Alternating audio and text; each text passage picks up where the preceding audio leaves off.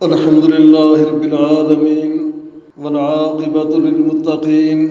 اللهم صل على محمد وعلى آل محمد كما صليت على إبراهيم وعلى آل إبراهيم إنك حميد مجيد.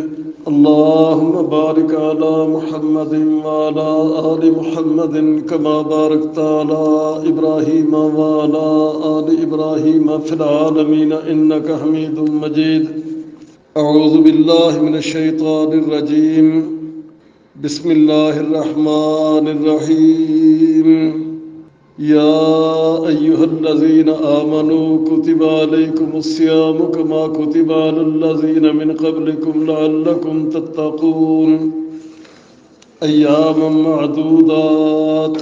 حمد و ستائش اللہ رب العزت کے لیے اور بے حد و بے شمار درود و سلام سید الاولین والآخرین خاتم النبیین حضرت محمد الرسول اللہ صلی اللہ علیہ وسلم کی ذات گرامی پر. روزے کے حوالے سے ایک مسئلہ مسواک کا بھی ہے کہ روزے کی حالت میں مسواک کرنا درست ہے یا نہیں. مسواک ایک ایسا عمل ہے جو اللہ تعالیٰ کو انتہائی محبوب ہے اور یہ منہ کی صفائی کا ذریعہ ہے.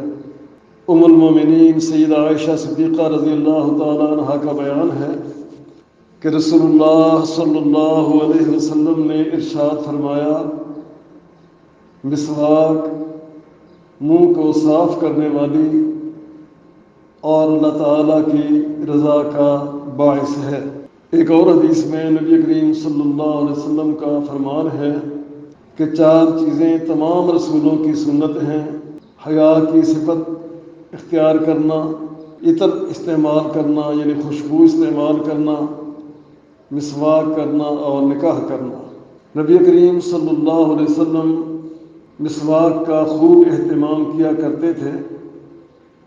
ام المومنین سیدہ عائشہ صدیقہ رضی اللہ تعالی عنہ کا بیان ہے کہ نبی کریم صلی اللہ علیہ وسلم دن یا رات کے وقت جب بھی نیند سے بیدار ہوتے تو وضو کرنے سے پہلے مسواک کیا کرتے تھے.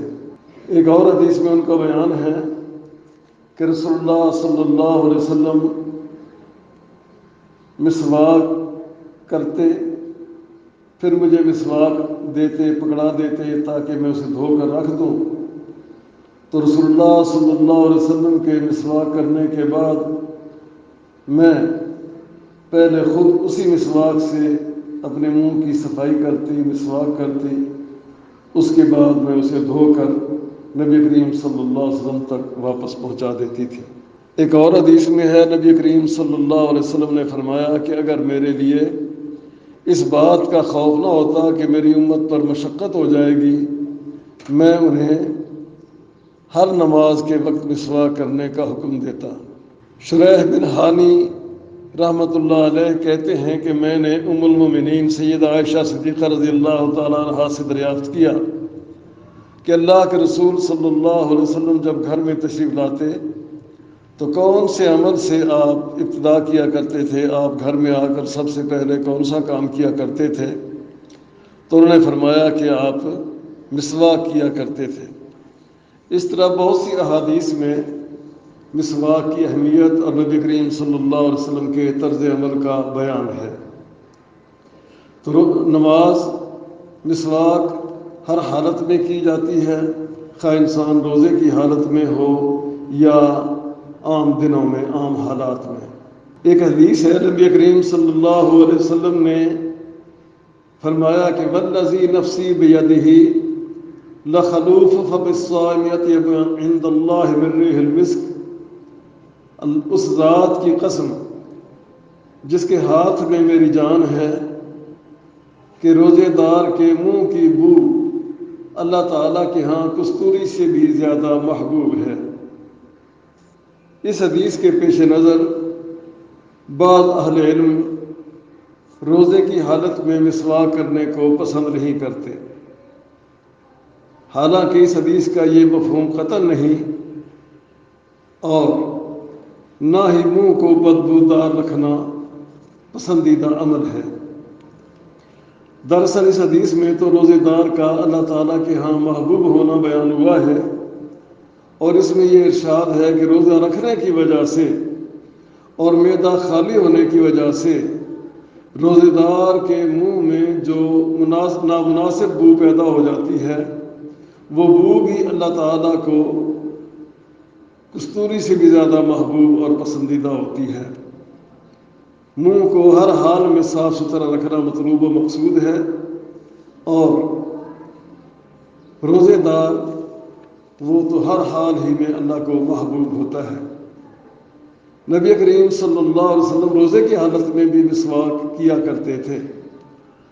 سیدنا عامر بن ربیعہ رضی اللہ تعالیٰ عنہ کا بیان ہے کہ میں نے رسول اللہ صلی اللہ علیہ وآلہ وسلم کو دیکھا، آپ نے روزہ رکھا ہوا تھا اور آپ مسواک کر رہے تھے۔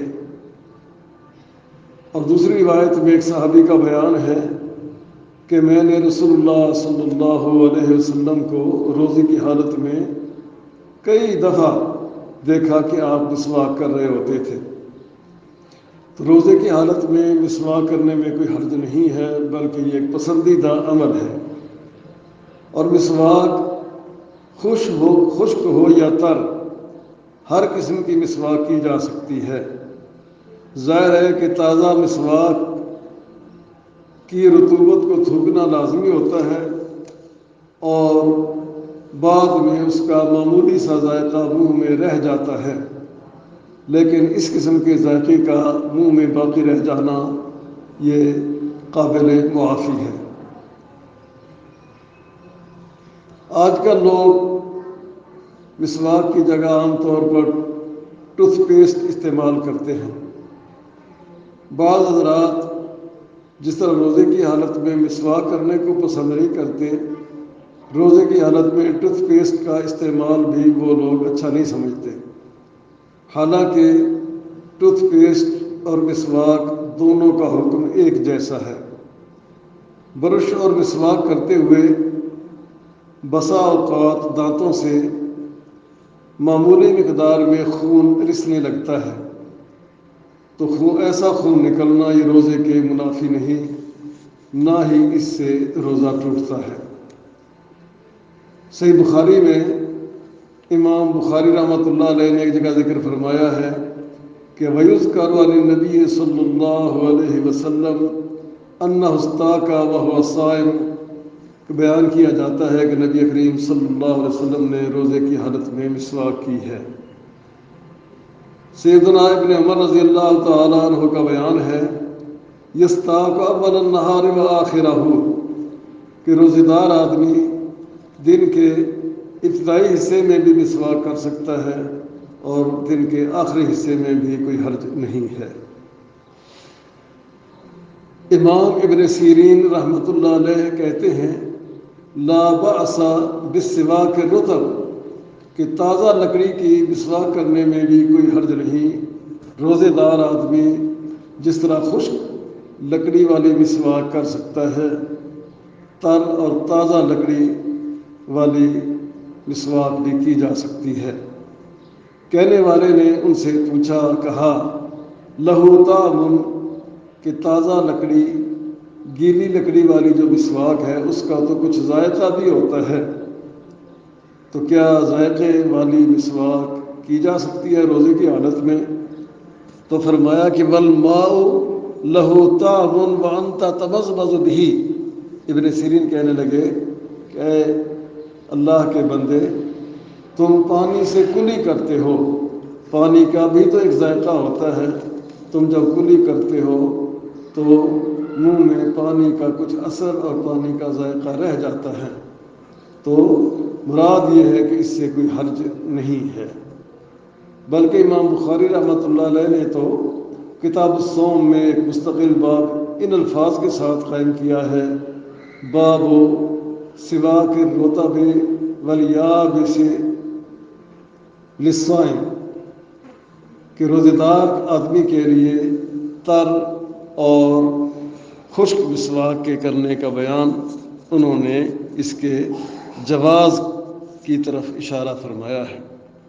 تو خلاصہ یہ ہے گفتگو کا کہ روزے دار آدمی روزے کی حالت میں بلا تردد مسواک کر سکتا ہے، مسواک خشک لکڑی کی ہو یا تر لکڑی کی یا ٹوتھ پیسٹ کی صورت میں ہو۔